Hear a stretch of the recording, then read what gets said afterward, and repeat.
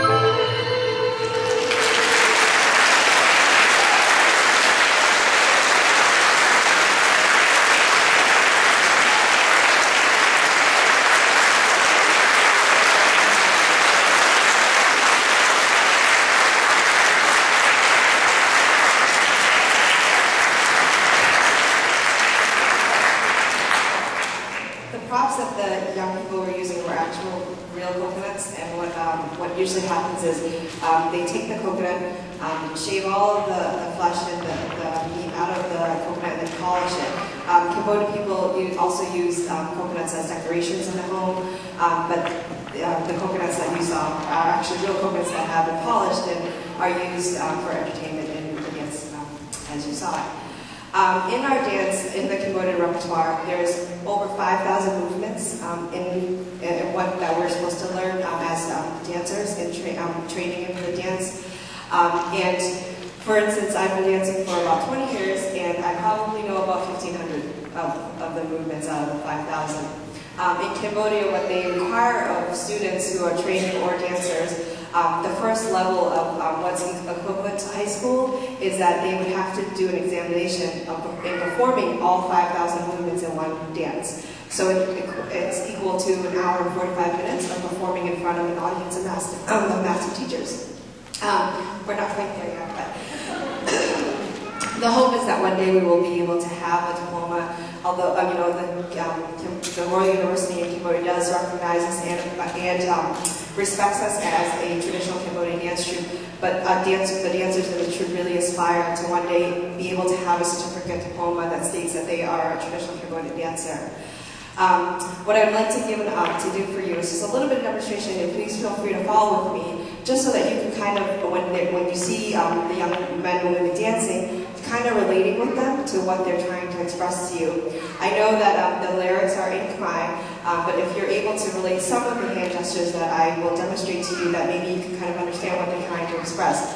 Although if you look at their facial expressions and their body language, most of the time it explains itself, but I'd just like to show you a little bit.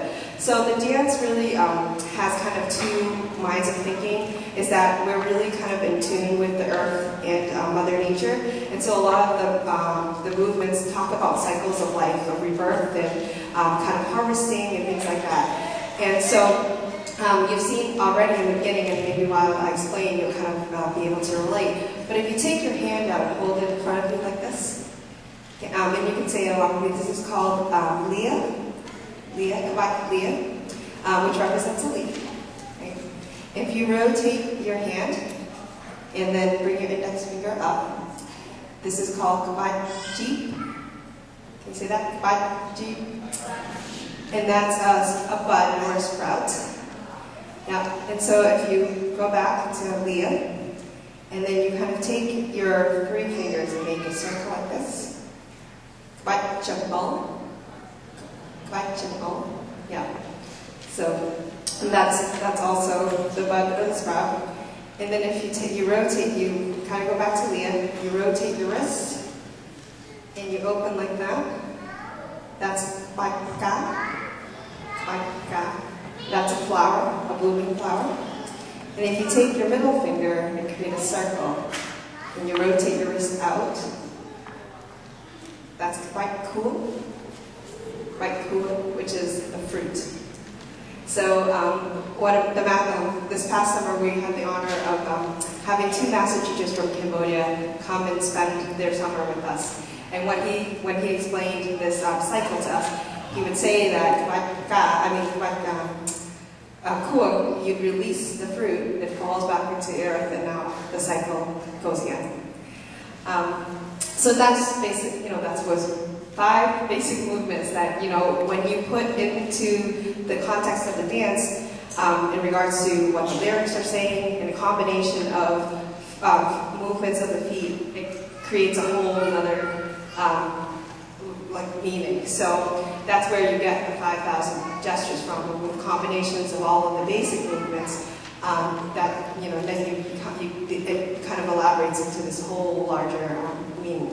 So our next dance It's called the Moonlight Dance. And this past summer, Nakru Mom from Cambodia came and spent the summer and taught the young women in the dance troupe a brand new piece of choreography.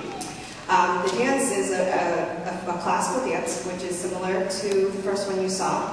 But what it has done is that it's an experimental piece where they have taken modern Khmer kind of tones of music and basically utilized the traditional Cambodian movements to it. So you see very similar movements in the way that the young women move. It's very graceful still, but the music is very kind of modern in comparison to the traditional classical music that you've heard in the past. We were having a costume change, so I'm not quite sure where we stand. We're good? Yeah? Okay, we're good. So please welcome the Moonlight Dance.